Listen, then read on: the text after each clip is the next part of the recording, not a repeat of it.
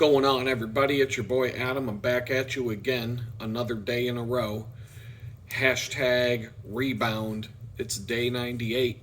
Day 98 here in Houston, Texas. And this one's a weird one for me today because this was something I was planning on talking about as part of what I'm doing here in this video blog, but it came straight at me as soon as I woke up this morning when Joe Biden just commuted all but 3 people on death row in federal prison who were facing the death penalty in various federal cases. And in some ways that goes right along with the topic of forgiveness that I keep bringing up, but there's more to talk about as it relates to what happened today. And I'm just going to say, I used to be all about the death penalty. I was fine with it, but not anymore. I'm really not. I can honestly say, however, if someone were to murder someone I am close to, then yeah, of course I would want to see that son of a bitch fry. I would want it to be painful for them. I'd want it to be more painful than whatever they put the victim through. You know what they say, an eye for an eye, and a tooth for a tooth, and all that. But one thing to keep in mind is when the Bible talks about the eye for an eye and a tooth for a tooth, that was really meant not as a statement that you should go out and get revenge against somebody who wrongs you, but as a limitation to the amount of punishment or revenge you can seek against someone who wronged you. It means that if someone gouged out your eye and you want to go out and kill that person in retaliation, and I mean, who the hell wouldn't want to do that in response? You are limited to only taking the eyeball that was taken from you so that you end up both even in the deal. And so, you know, as far as the death penalty goes, for the people who are on death row, I'm not even going to touch on the subject of who might be innocent on death row, who were unjustly put there. The death penalty for the people who actually did the crimes, that's an escape for these people. That's a way out of facing the consequences of what they've done. The guy I'm about to talk about right now, today, he probably lives in a prison cell that might be 7 feet wide, maybe 10 to 14 feet long, sleeping on a concrete slab. The cell might be narrow enough that he can touch both sides, both walls simultaneously on the skinny dimension. And he's in this cell alone, by himself, every single day for 23 hours a day, at which point he might be allowed out into a bigger room by himself, where he might have a hole in the wall or the ceiling that allows him to look up and see a little bit, you know, like a 5 foot by 5 foot patch of blue sky. And he might be able to look up at that sliver of sky for about an hour per day before being led back into the solitary confinement cell that he lives in for the rest of his life until he meets his execution date. He's sitting there waiting for the day where it all comes to an end, a date which he might know soon after Trump takes over in January. And I can tell you, I've been in jail and federal prison, just a really small taste compared to some others. But I saw enough. And I can tell you firsthand that if you know that you're going to spend the remainder of your life behind that razor wire fence and behind those bars, behind that steel door, and you are never going to ever get out again, and on top of that, you don't know how much longer you have to live, wondering every day how many more years of this crap you're going to have to endure, I can assure you that that is worse than death. It's worse than death. I was in a low security prison in Danbury, Connecticut, that was more like the absolute worst college campus you could possibly imagine than it felt like a prison. And that was worse than death. If I knew that I had to spend the rest of my life in that miserable place, I would still rather die than spend the rest of my life there. And that isn't anywhere near the worst prison you could end up at. Nowhere near where most people who get death sentences or life sentences for murder, nowhere near as bad of a hellhole as where those people end up. El Chapo, for example. I guarantee you El Chapo wishes he were dead right now. He wishes right now, today, he woke up today wishing that he died in a cartel shootout compared to what he's living right now. I can absolutely guarantee you that. 100%. So there are three guys that Joe Biden did not commute the sentence for today. And I have a slight connection to one of those three guys. As much as I don't want this, I have a small connection to this guy. His name is Robert Bowers. There was a shooting in a Pittsburgh synagogue. It was deemed an anti-Semitic terrorist attack. It took place at the Tree of Life Synagogue in the Squirrel Hill neighborhood of Pittsburgh on October 27th, 2018. This guy, Robert Bowers, he killed 11 people. He wounded 6 others. Some of them were Holocaust survivors. And it was the deadliest attack on a Jewish community in American history. And Robert Bowers, 46 years old, was shot multiple times by the police when he was arrested at the scene, but he survived. And he had posted anti-Semitic comments on the alt-tech social network Gab. He posted a message on Gab that, the Hebrew Immigrant Aid Society likes to bring invaders in that kill our people, and I can't sit by and watch my people get slaughtered. Screw your optics, I'm going in. And he posted some other stuff like that before he showed up and just started shooting people at this synagogue. He was charged with 63 federal crimes, some of which were capital crimes, all of which he pled not guilty to, but on June 16th, 2023, he was found guilty on all counts. And on August 3rd, 2023, he was sentenced to death by lethal injection. He separately faces 36 more charges in Pennsylvania state courts related to this incident, but he's on death row right now.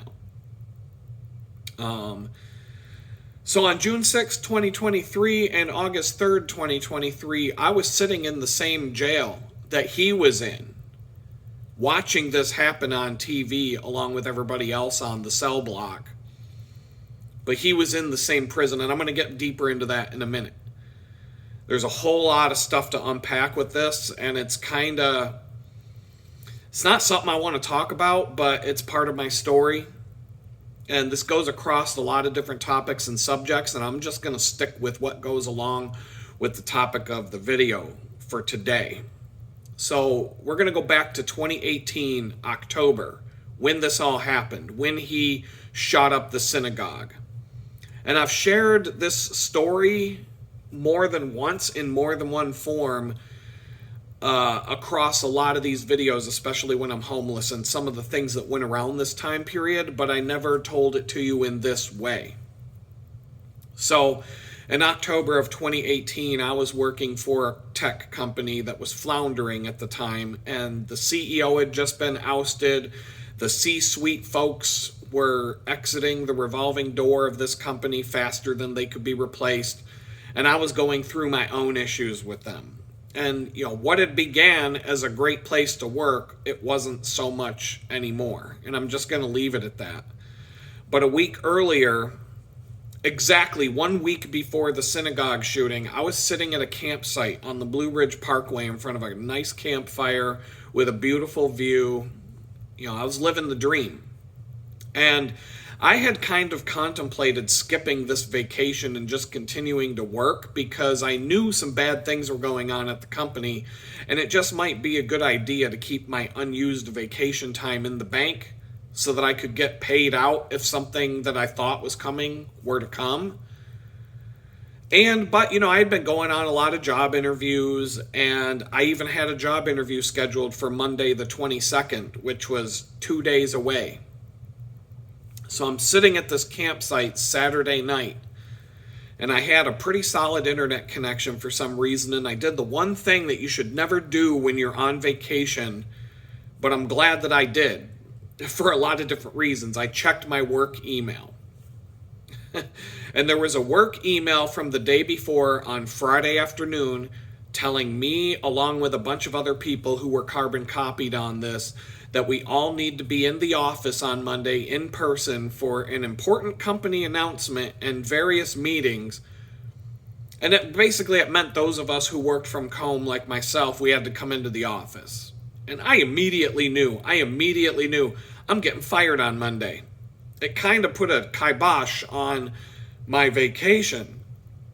Knowing this, the last day of my vacation sucked. I actually came home a day early and just kind of made sure that my computer was cleaned off and that anything that was like any files that I wanted to keep either for my portfolio or for like design files, or if I had some photographs or anything that were like personal. Now I have my own computer, so I don't use a work computer for personal things, but you never know. Like, I wanted to make sure that, I wanted to make sure my browser cache was clear, and anything personal I might have logged into was, they couldn't just go and log into it, and all that kind of stuff that you do. Well, I had a job interview Monday at a company. This company was literally directly across the street from where I was working Monday. And so my plan, before I knew I was getting fired, the plan that I had for the 2 weeks leading up to this interview was to just go into work on Monday. But I can't dress up. It's the kind of place that people come to work in a Star Wars t-shirt and a pair of jeans to do programming and computer work all day. If I come in wearing a suit, they're going to know. They're going to know something's going on. Why is Adam all dressed up today? If I wore a button-up shirt with a collar would make people go, what's going on? So I couldn't do that. I had to have a plan. And my plan was to come in and basically just get up at some point like I'm going out for a coffee. People don't pay much attention to things like that. We do that stuff all the time. But then I was going to run across the road to a hotel bathroom, change into a nice suit, go to my job interview, come back from the hotel, or go back to the hotel, change again in the bathroom, back into my Star Wars t-shirt and jeans, go grab a Starbucks, and slip back into the office as if nothing happened. I just took a long break. And so I came into the office thinking that morning, well, as long as I can get fired before this job interview, I'm all good. But they dragged their ass firing me. I sat there for more than a couple hours knowing that I'm going to get fired, but they hadn't called me into the office yet. So I'm just sitting there waiting for this. Finally, it got to the point where I had to reach out to the recruiter who set up the job interview and explain what was going on, and that I didn't want to mess up anything in terms of my severance package by just disappearing at the wrong time and giving them a reason to make things worse. So I didn't feel comfortable just going to this other interview before getting fired. So the recruiter rescheduled the interview for me, but we all know that if you call and reschedule an interview right at the last minute, that you're pretty much done at that point. The bad thing is, I could have probably nailed this new job and had an offer in my hand by the end of the day and could have just hopped right to a new job. No problem. But rescheduling it like that at the last minute, it also meant that the important this decision maker that I was supposed to meet with that morning, he had to get on a plane and go back to Philadelphia. And he had to have a surrogate or somebody else do the interview for me. And that was the moment I knew when everything fell apart. So anyway, after some time passed, I get called into the office and they finally get around to firing me, laying me off. They did it as a layoff instead of being fired. Whatever. Same thing. I'm not working there anymore.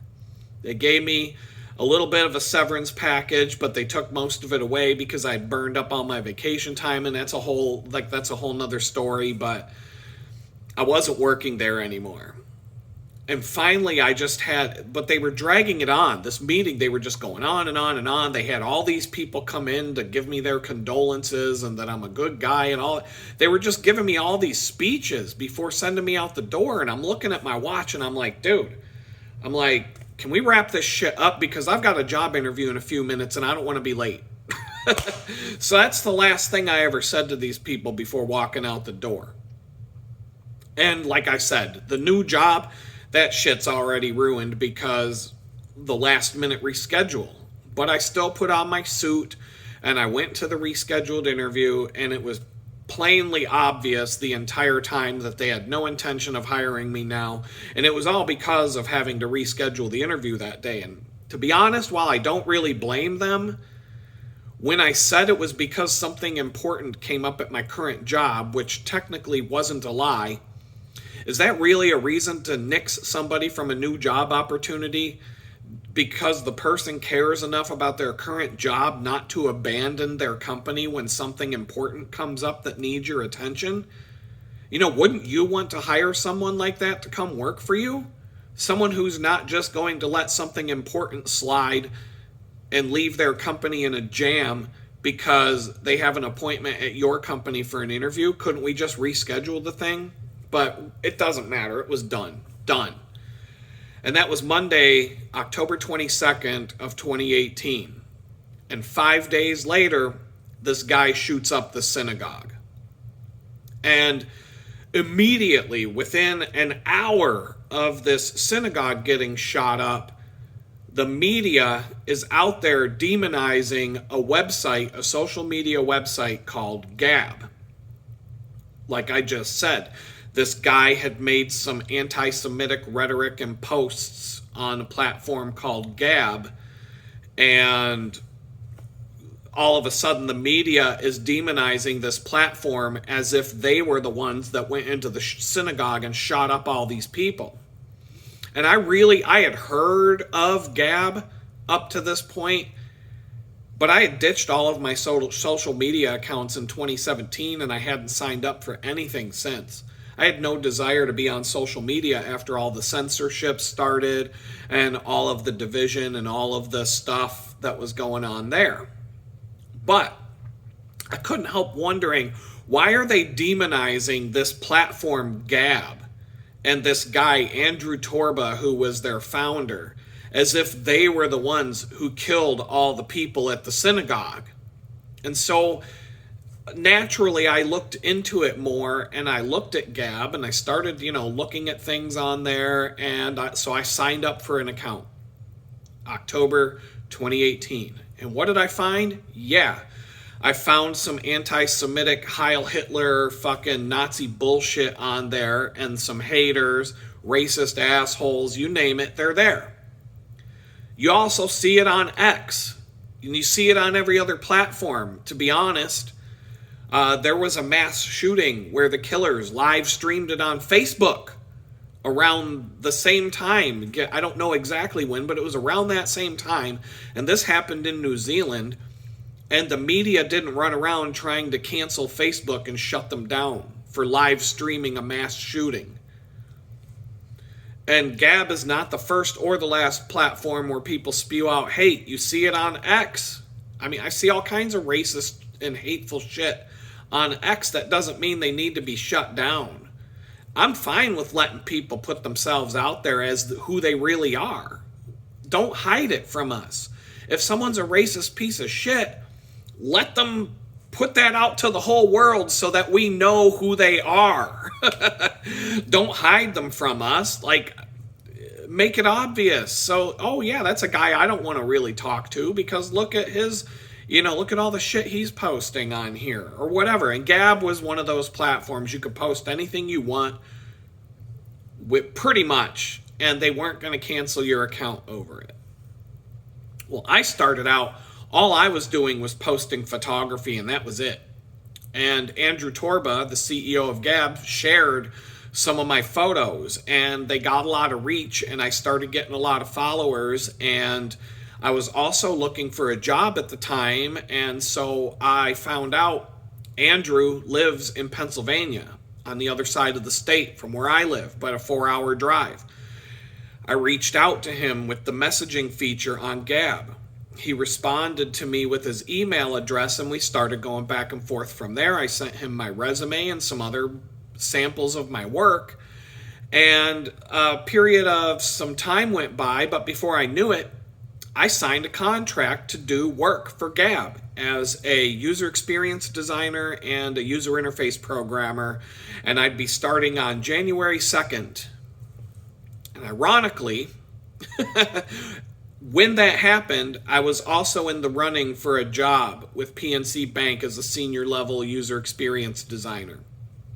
I don't care about naming names right now because this is all in the past. You can see all this shit on LinkedIn, so why do I care?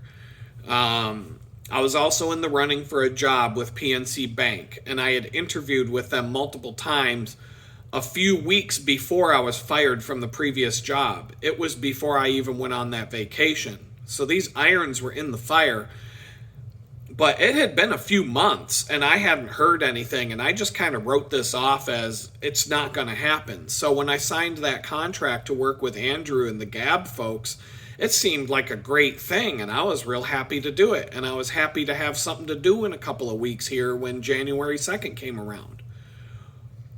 Well, wouldn't you know it? I'm not kidding you when I tell you that after talking to Andrew and signing that contract and sending it back to him to work on the Gab platform as a freelance contractor on a per-hour basis, this recruiter from PNC Bank called me out of the blue half an hour after I signed that contract and everything was finished. And she called me to let me know that PNC Bank finally wants to play ball and have me start working there on, you guessed it, January 2nd. So I let Andrew know that I was going to be working full-time for the bank because I needed something steady. I'd been unemployed for a few months. I needed to do something. But I would still do the freelance work for Gab on the evenings, weekends, that kind of stuff. And he was fine with it. And money-wise, Gab was having money problems because the banks canceled all of their bank accounts. The credit card companies would not allow Gab to process credit card payments anymore. Andrew's personal bank accounts were all shut off, along with the bank accounts of his entire family. It got to the point where even his uncle lost all of his bank accounts just for being related to him, all because a guy shot up a synagogue and posted some shit on Gab before he did it. And so now, this is what these companies are trying to do when they cancel you. They're not just trying to kick you off of social media and shut off your voice. They're canceling your bank accounts. They're firing you from your job if you had one, if you worked for somebody. They're taking away everything. They're taking away your home. They're taking away your entire life. Shutting off your bank accounts, making it so you can't function in society anymore.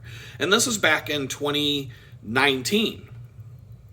And so, you know, the powers that be decided they're going to completely shut down anybody who supports free speech. And they were also shutting down other platforms like Parler and kicking people off Facebook and Twitter. Anybody who didn't go along with the Democrats, they kicked the Gab apps off of the iOS Apple Store and the Google Play Store, so you couldn't get a Gab app anymore for Android or iOS. They were going to town, and they were just trying to cancel everybody, and this was well before the 2020 COVID scam started. So I started working for both companies simultaneously, and it was good. It was putting money in the bank. I've told you how things went at PNC Bank. They weren't good. They weren't good. I quit that job in the spring, and I just took a leap of faith that if I quit this job, God was almost just telling me, screaming at me left and right, quit that job, quit that job.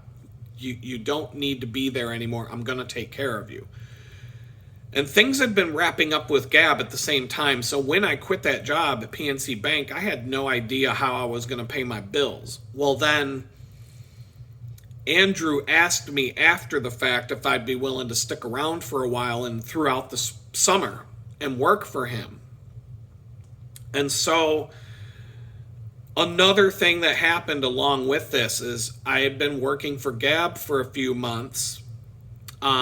People on Twitter, like, there are groups of people, these fucking Democrats out there that want to dox you and want to try and have your life ruined if they know that you're associated with this or that. And so I had people coming at me.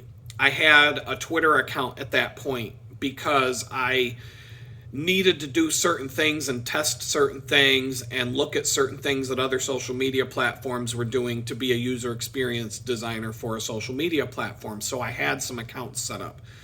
And people were coming at me through those accounts, threatening me. All kinds of stuff was going on through that Twitter account because they figured out that I was connected to Gab and they were threatening me. I was getting death threats over the internet for a period of time for being associated with Gab. And I was trying to keep that on the low, but you know, things get out and people find out about things. Well, during the same period of time, I met this girl. Supposedly she was this really rich girl. The first time I went over to her place to pick her up for a date, I drove my bright yellow Mini Cooper that had these little checkerboard graphics on it. It looked like a weird-ass souped-up taxi cab. And when I pulled up to this girl's house, this mansion that they lived in, I felt like Tom Cruise showing up to the Eyes Wide Shut party. I'm not fucking kidding. This place was fucking crazy. I don't want to get into it too much, but they had a full basketball court in the driveway with paver bricks, with the bricks actually, you know, being the lines on the court and not painted on some asphalt crap. Like, that was just in the driveway. In their garage, they had like 2 Range Rovers, Mercedes. She owned a Mercedes, a Lexus convertible, and a few other cars. Like, this girl would go to the Chanel store and buy a $10,000 purse with no guilt. Like, she would come home from something like that. It would be like you springing for going to fast food for lunch instead of taking your own lunch to work. She would drop 10 G's on a purse with the same amount of guilt that you would have going to get a fucking burger off the dollar menu. And this thing was fucking weird. That's all I'm going to say. It just kept getting weirder and weirder. There was this one time we went on a date. She asked me to come back to her house. I'm in the house. All of a sudden, her dad's calling her on the cell phone going, "Why the fuck did you bring this guy into the house? He's watching us. There's all these cameras inside the house." We're sitting on a fucking couch in a room. This couch was big enough for 60 people to sit on. I'm not fucking kidding. There was a couch in this room in the basement where 60 fucking people could sit on this couch and there'd still probably be room for people. And we're sitting there and she gets this call from her dad, "Why did you bring this fucking guy into my house?" All right, this is and they rented this mansion. They rented this fucking mansion because they owned a business in the town, and they rented this mansion because they didn't live there permanently, but they had statues in this fucking mansion that I don't even know how they got them in the fucking place. They would have had to have a wall torn down from the side of the fucking building and have a crane lift this fucking statue and drop it off somewhere inside the place and then rebuild the fucking wall where they brought it in. It was like they stole a bunch of those big giant heads from Easter Island and had them in their fucking living room and shit. I'm not kidding. This shit was fucking crazy. Crazy. Well, anyway, this girl, she would just come and go. She would just come and go. She would act like she wants to be in a relationship, and then all of a sudden she'd just ghost me and disappear. 3 months would go by. She'd pop back up. At first she would act like, "Oh, I just want a booty call," whatever. And then all of a sudden she'd start pretending she wants to be in a relationship again, and then she'd disappear. And the reason why I'm talking about it as it relates to this story is that she would get into these conversations with me, and in hindsight, and I'm like, this is seriously, like, take this with a grain of salt. This is straight up like conspiracy theory bullshit I'm about to share with you. It's not I don't even believe it, but it's strange because this all coincided with me working for the Gab platform, and this girl just came out of nowhere, and she would get into these conversations with me about politics and stuff like that, and it was almost, in hindsight, I could see it was almost like she was trying to feel me out and see where I stood and like get my views on certain things, and maybe she was a spy sent to see how violent I am, or if I'm somebody who's going to lead the revolution, or who the fuck knows. I don't know. It was strange. I would have conversations I took screenshots of and shared them with my friends because I said, hey, this is getting kind of weird with this girl, and if I just disappear, this is the girl you got to go and ask what happened. I was saying this to some of my best friends and sending them screenshots of conversations, and these conversations were like, well, if you come hang out with my family down here at our mansion in Dallas, and George and Laura come over to visit, the Secret Service probably isn't going to let you be in the house while they're at dinner. Just to let you know. And like, these are like the conversations we're having, that like her mom and dad are best friends with George Bush and Laura Bush, and oh, my grandfather and Ronald Reagan were best friends, and all this stuff, and our mansion in Dallas, and the mansion that we rent up here in Ohio, and our mansion down in Cabo San Lucas, and all this crazy shit. And anyway, I don't want to go too far down that rabbit hole, but that happened, and it was weird, and this girl would just randomly disappear, and then 3 months, 6 months later, she'd pop back up, start sending me text messages out of the blue. And I had quit working for Gab. Things were wrapping up with them, and I'd quit the job at PNC. I was working for Gab as a freelancer the whole summer, and so I had a lot of freedom and a lot of fun that summer. And the work was wrapping up with them right at the same time when I found a new job. And I went on a little celebration trip, a photography road trip, and I broke my arm when I was on that trip.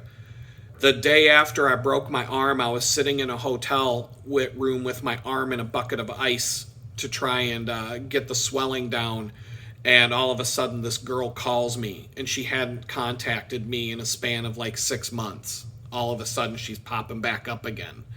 And this is the kind of weird shit that would happen with this girl. And so I'm not saying that she was like a CIA Black Sparrow or whatever they're called. It was more like the CIA was like, here, send the Fat Sparrow, because, you know, he's hard up for some pussy right now, and we don't need to send the top shelf girl. Just send this one to him and see what she can get out of him. And that's pretty much, you know, that's where things were. And then 2020 came around, and I hadn't talked to her for several months, and all of a sudden, it's like mid-February 2020, and she pops up again. Except this time, she's not living in the rental mansion. She's living in a hotel room, and she asks me to come visit her in the hotel room. And this dumb rich girl, she's like ordering fucking milkshakes from a restaurant across the street using DoorDash because money's nothing to her. And, you know, we couldn't just walk across the street and go get a fucking milkshake.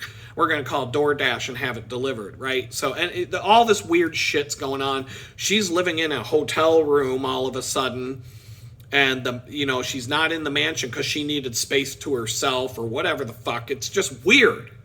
It's all the shit that would be in that movie about some CIA spy being sent to your life to spy on you and keep tabs on you. All that shit was happening with this girl. And I'm not saying that's what it was, but I can't help but wonder sometimes because shit with this girl was fucking weird. So if I disappear, you don't see any more videos popping up on YouTube anymore. My channel gets deleted, and you find out in the newspaper that the Clintons did what they do.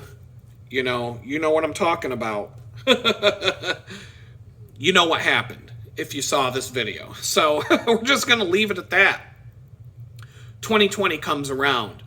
I never really fully abandoned the Gab platform, but after I stopped working from them, I had not really been using it at all, hadn't been on there, paying any attention to it, etc. And like I said, the booty call rich girl who kept pretending she wants a relationship and then ghosts you, she popped back up again. And like I said, she's living in a hotel room. And over the next couple of weeks, she's telling me that her family sold all of their property in the United States, all of their mansions, liquidated all of their assets, and her dad wanted to move down to their mansion in Cabo, down in Mexico, and live there for the rest of his life. And ironically, he just finished up wrapping up all of these sales and liquidating all this stuff about a week before the COVID lockdown started. And then this girl, she also fled the country on lockdown day because I saw her that morning. Lockdown day came around. I went down to the office in Pittsburgh on Friday. I had just left this hotel room, went into my office in Pittsburgh, and that's when all the lockdowns started and blah, blah, blah. And then this girl keeps texting me over the next few weeks about how she wants to hang out with me, but she's busy and blah, blah, blah. And eventually I was like, you know what, fuck off. Because I have better things to do than getting ghosted by you again. You're just a fucking booty call at this point. You should realize that by now. And she admitted to me at this point in time that she was at the family mansion down in Cabo and that her entire family had fled the country, ironically, just before this all went down. She got one of the last flights out of the United States, supposedly. So anyway, and I've even done this whole, there's so much more to this story, but I just don't have time for it. But I swear I've done a little Google here and there, and the photos that she sent me of her mansion in Cabo, photos where she's been in the photos. There's a website where you can rent out this mansion. I swear to God, it's the same fucking place. And there's just so many weird things. If I put it all together, my best friends, all of my friends who I shared this info with and the screenshots of the conversations and everything else, and this is way, way, way before the FBI showed up at my house, they all told me that I had every reason to be concerned and that it's definitely something weird's going on there and you're not crazy, and I would feel the same way as you if I were dealing with this myself. So I'm just going to leave it there. How does all of this relate to the guy that shot up the synagogue?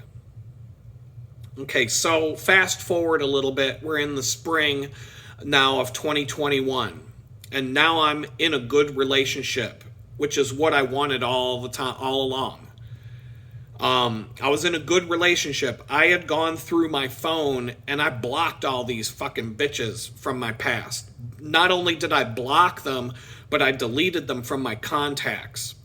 And, you know, there were 3 or 4 women who would randomly just pop up on my messages asking how I'm doing and all that crap. And this would happen like in a span of about 3 to 4 months. I'm guaranteed to hear from all of these women in the span of 4 months. 4 months is going to go by and all 4 of these girls are going to pop up in my messages. How you doing? Oh, I haven't talked to you in, 3 to 4 months. Why are you messaging me today? Just trying to weasel their way into a booty call or who knows what. And I was just done with that shit from these girls. Done. I'm in a relationship now, a good one. And the last thing I want is for some hoe to pop up on my phone while my girlfriend is sitting next to me. And I got to explain why some stupid hoe popped up with a, hey, how's it going text while my phone is on the vehicle dashboard and we're driving somewhere, right? I don't need that shit. I'm in a good relationship and I don't want anything to do with these stupid women. I wanted to be in a good relationship. That's all I've ever wanted all along. But at the time, that's where it was. That's what was available, and that's all that's available most of the time when you're a guy living in this world right now. So I was happy in this relationship for the most part, but I was pissed off about the shit our government was doing to us, and more so every day. And that leads up to December of 2021 when I got fired for not taking a vaccine from a job where I worked from home. I mean, if you had gone through that same ordeal, wouldn't you be a little bit salty about it? I'm just saying. I went through 4 months of financial hell, racked up $10,000 in credit card debt just trying to survive because I was denied unemployment. I couldn't collect unemployment because I refused the shot. I was getting all kinds of nasty letters in the mail, you name it. And then finally they raided Trump's house, and that was the last straw for me. I was over it. I was done. I was getting stuff from the unemployment and still fighting with them over collecting unemployment the week before Trump's house got raided. And I was livid about what I was going through because of you fucking Democrats. Listen to my voice right now. I'm not done holding on to this anger right now. We've been talking about this, the topic of forgiveness. I'm still not ready to forgive you scumbags. So I made a bunch of crazy posts on the Gab platform, the same Gab platform where I knew Andrew Torba, the CEO, the same Gab platform that I had done work for, the same Gab platform that I had done work for and found because this crazy fucker went and shot up a synagogue in the city of Pittsburgh. And the FBI shows up to my house with a tank, smashes my house all to hell, and I go to jail that night. I'm locked in a cell alone for 4 days with no toilet, no bed. I'm given one blanket and I'm buck naked in this cell for 4 fucking days. I had to just lay there wondering what the hell is going to happen to me. Is this where I'm going to be for the rest of my life? The morning after I'm there, I can look out the window of the door, and out in the pod, it's the hole. It's the hole at this jail. When this jail brings new prisoners in, they throw you in the hole, not necessarily the room I was in. They throw you in the hole for about a week while they're classifying you. Well, there was this guy. He was sitting out at one of the tables early in the morning with a remote control in his hand watching the TVs on the wall. And I'm like, I felt like I could recognize this guy, but I couldn't figure it out. I'm like, I've seen this guy before. I don't know who he is, but I've seen him before. I don't know where. It's August of 2022. And so I'm having a hard time, but I'm like, I know I've seen this guy before. I couldn't figure it out. But he's in the cell right next to me. He's literally in the cell right next to me. And they're taking him in and out to watch TV here and there and stuff like that. But when he's out watching TV, he's sitting out there completely by himself with a remote in his hand. Well, at some point they pulled me out. A psychiatrist ordered the jail to take me out of that cell and put me in a regular cell. And then a few days later, they put somebody in the cell with me. And the guy, we're looking out the window at the guy sitting there watching TV, and the guy in the cell, he looks at me and he goes, "You know who that guy is, don't you?" He's like, "That's the Jew killer." And so here I am, sitting in a fucking jail, waiting for a federal prison sentence. And literally, when they brought me to that jail, right next door, in the cell next door to me, is Robert Bowers, or what everybody at the jail, including the guards and the inmates, all call him, the Jew killer. I'm in the cell right next door to the fucking Jew killer. All because I posted some stuff on Gab. And you've already heard the story about Gab. I'm not going to repeat it again. So this guy's in solitary confinement, and he had been since the day he arrived. And he sat there for more than 5 years in solitary confinement at this jail waiting for his trial out of that cell that I just happened to be next door to when they brought me to the jail. So here it is, man. This guy, more or less in a twisted way, he's the reason I signed up for this Gab account in the first place. Not because I supported him or what he did or his views on things, but because I felt like Gab was getting a bad rap because this crazy nut job posted some shit on a platform, and now the platform is being blamed for the killings in Pittsburgh.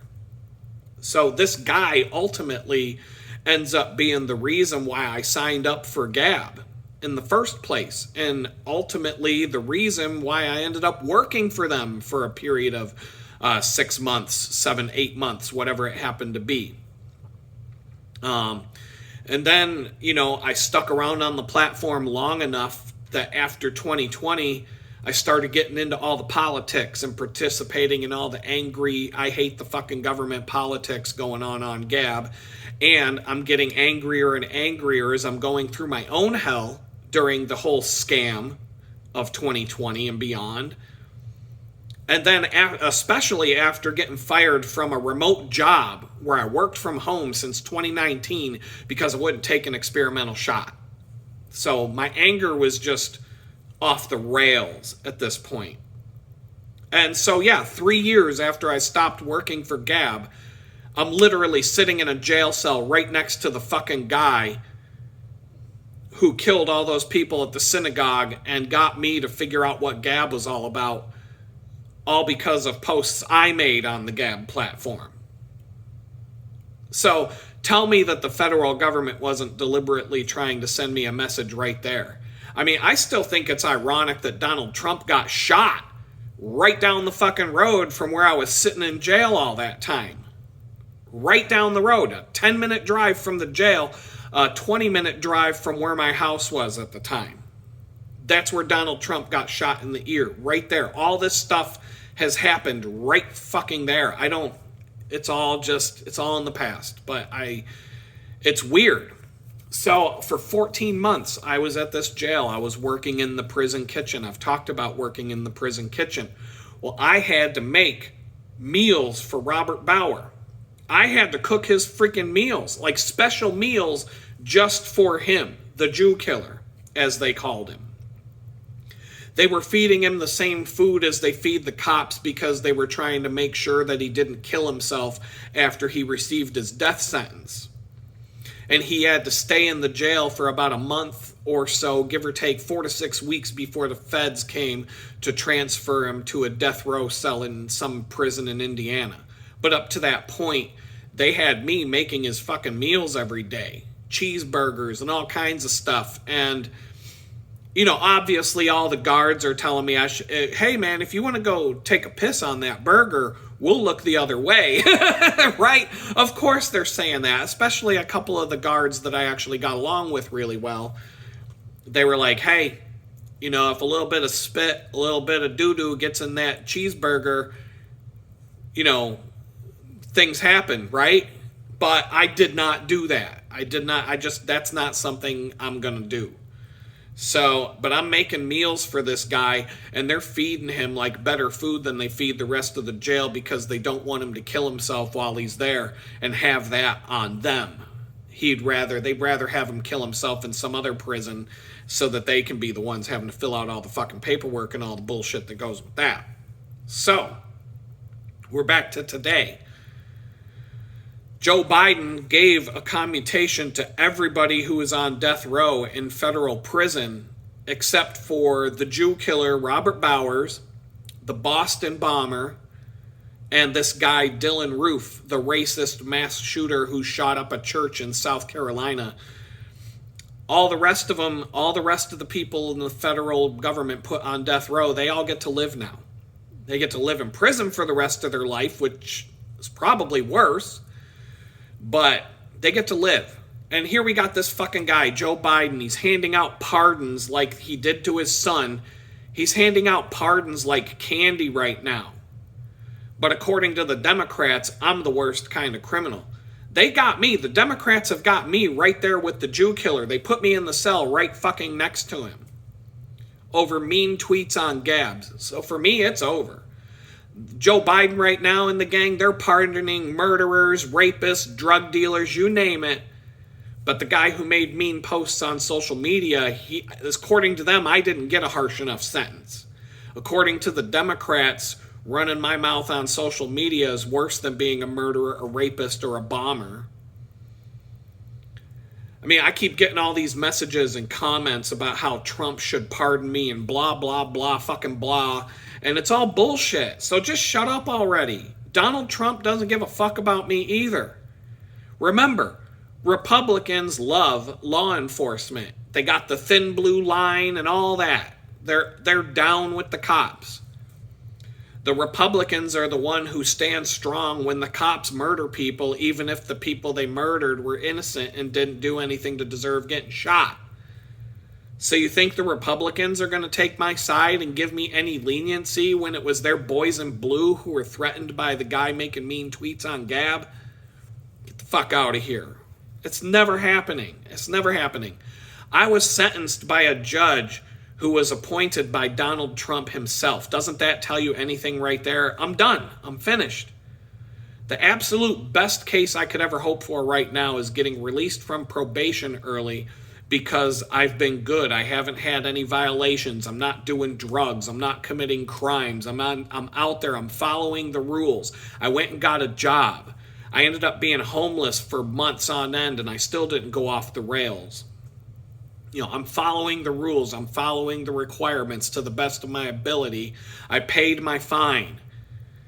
I feel like I might have a slim chance in hell to get off of the 3 years of probation early, but I already know the prosecutors are going to demand that I serve it out if I apply to get released, because in their minds, I got a lenient sentence of 2 years in federal prison.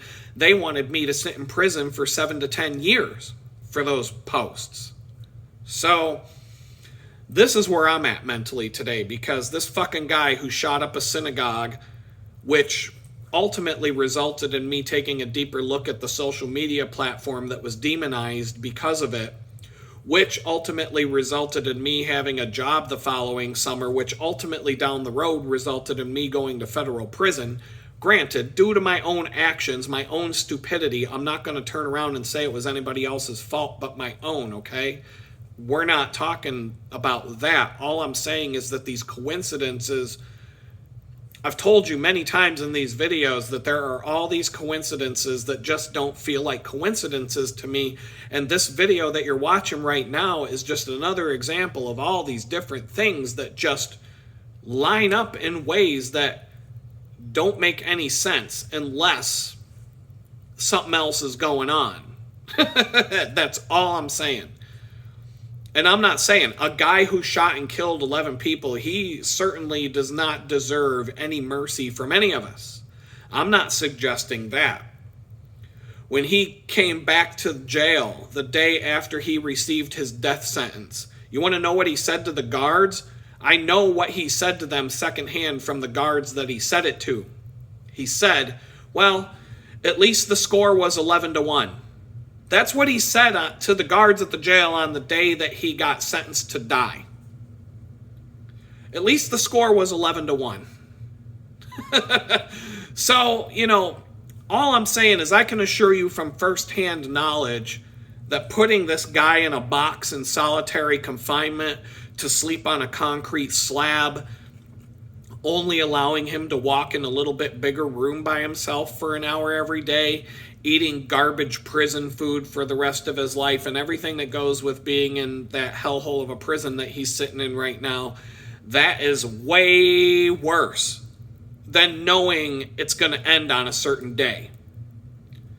If he had his death sentence commuted today, it would probably torture him more for the rest of his life than what he's going through right now, especially when he knows the day he's going to die, when they finally give him a death sentence date.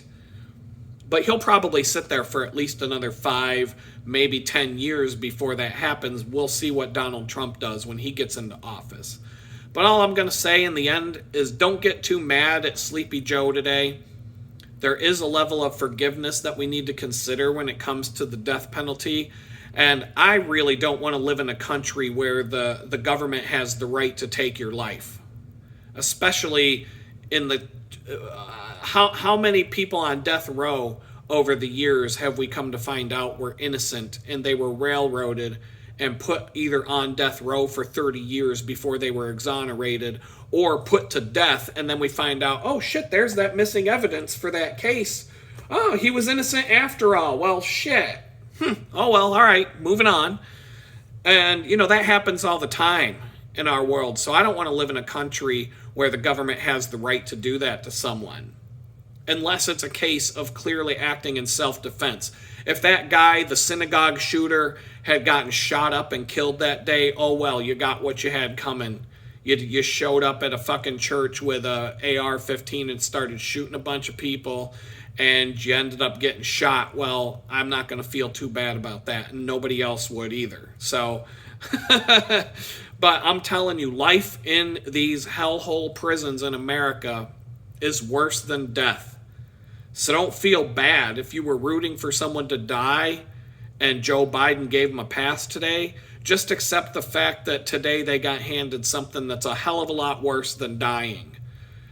And that's all I'm going to say today. This came up in the news right when I woke up, and looks like I had a few words to say about it. So we're going to leave it at that. Once again, hope everything in your life is going according to your plans or God's plans, which would be a hell of a lot better than yours. And other than that, I'm just going to say peace out and hope I'll hear from you soon.